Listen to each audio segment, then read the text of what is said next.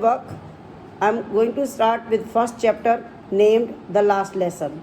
As your tests are about to start, and listen this video once again just to rewind the chapter. The narrator of this story is a young boy whose name is Franz, and that morning he was getting late for school, and also as their teacher M. Hamel had announced the previous day that he would test them on the topic of participles, and Franz did not know anything at all. He was scared that he would be scolded by the teacher. Franz had another option in his mind, that he would miss the school and enjoy the day out in the warm and bright weather. He describes the scene. There were birds chirping on the trees, and noise of the Prussian soldiers doing the practice behind the sawmill could be heard. The scene outside was very attractive, and it was more attractive than the school, but Franz controlled the temptations and rushed to the school hurriedly. As Franz walked past the town hall, he noticed a huge crowd at the notice board. The war with Prussia had begun, and 2.5 years ago, and since then all the bad news like losing the war, occupation of Alsace and Lorraine by the enemy, or that is Prussia, etc., had been communicated to the people through this bulletin board only. Franz kept on walking towards the school and thought in his mind that what news could have been put up on the board today. As he walked hurriedly towards the school, the blacksmith Vector, who was reading the news along with his trainee, called out to Franz from behind and said that he need not go to school in such a hurry, as there was plenty of time for him to reach school. Franz thought that the blacksmith was making fun of him, as he was already late for school, and when Franz reached the garden outside the school, he was out of breath, as he had walked very fast. Franz described the usual scene at the school in the mornings, a lot of noise created by the moving of the desks, children repeating their lessons, and teachers striking the tables with the rulers could be heard. That day was quite unusual, as there was no such sound coming out of the school, and it seemed that the school was closed as it used to be on Sunday mornings. And Franz had planned that he would take cover under the commotion and reach the school without being noticed, but that did not seem possible. Franz looked inside the class and saw his classmates had already taken their seats, and M. Hamel, their teacher, walking in the class with a ruler made of iron placed under his arm. Franz feared of beating. Franz was ashamed of being late and feared a scolding, as he had to enter the class in front of everyone. Franz found it strange, as MML did not say anything, and on the contrary, he spoke politely to get to his seat as the class was about to begin without him. Franz hurried to his seat. After some time, when he overcame the scare and became comfortable, he noticed that the teacher had worn his best embroidered dress that day. It was his occasional dress which he used to wear either on inspection day or prize distribution days. And Franz was surprised what was the special day that he was specially dressed. They all looked sad. The village men were sitting at the back seats. The most surprising thing of the day was that the back seats of the class, which were vacant usually, today were occupied by the elderly people of the village there. They all were looking sad. Hauser had brought his reader, which was old and torn. He had opened it, kept it on his knees, and had placed his spectacles on it. Franz was confused and could not figure out what was happening that day. Just then, M. Hamel told them that it was their last lesson in French, as the Prussians in Berlin had ordered that French language would no longer be taught in the schools of Alsace and Lorraine, and that German language be taught instead. The German teacher would arrive the next day, and as this was the last lesson in French, he wanted them to pay attention. Franz was shocked to know that he could not learn French any longer, and now he knew the latest news that had been put up at that bulletin board at town hall. Franz regretted for not being serious towards studies and for wasting his time in hunting birds' eggs and playing in the Saar River. Till now, Franz considered his books to be an unwanted burden, but suddenly he starts considering them to be his best friends whom he could never leave. The writer wants to show the change in Franz's attitude towards study after hearing the news that he could not learn French any longer. The news that their teacher M. Hamel was leaving also had a similar impact on him. Franz did not want him to go away. He no longer thought the teacher to be short-tempered and strict. Now Franz knew that M. Hamel was wearing his best dress in honor of that last lesson. He also realized that the village man had come to pay respect and thanks to Mr. M. Hamel for his services of 40 years in that school. The village men had come to the class as they were also repenting for not have studied well in their childhood.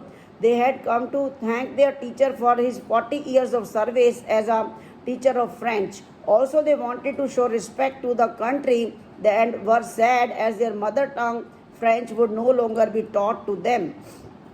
The teacher calls out to Franz as it was his turn to recite the topic of participles. As the news had impacted Franz, he was eager to study and so he was desperate to show his eagerness. He wanted to be able to recite the topic in one go and without any mistake and please his teacher.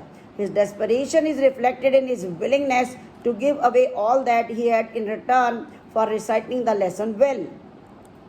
As Franz did not know the lesson, he got confused and stood quietly. His heart was beating fast as he was ashamed of himself and did not have the courage to face his teacher.